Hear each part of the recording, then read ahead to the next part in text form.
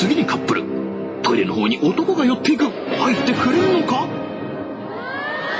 た。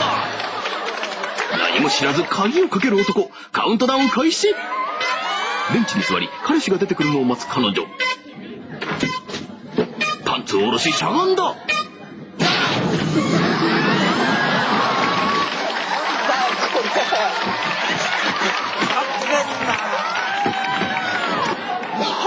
まずは成功。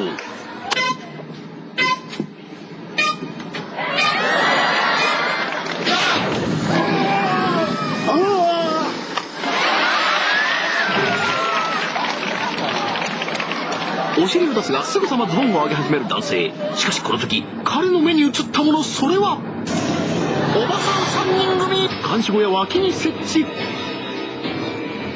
まずこの男性でどこがグレードアップしたのかお見せしよう。何も知らず男がトイレに入る。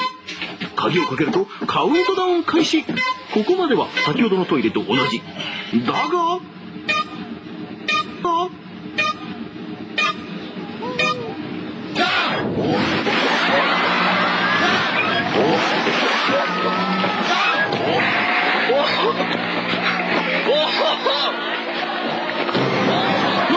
床が水上スキーになるトイレなのだ。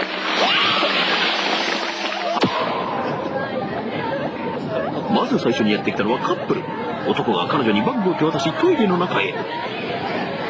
カウントダウン開始とその時、彼女がトイレの異常に気づいてしまった。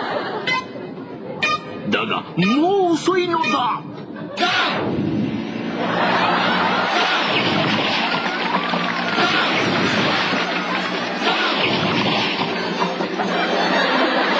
排水管パイプに捕まりそのまま海へ引っ張られていく。そして水上スキー。波しぶきを浴びながら便器は沖へと進む。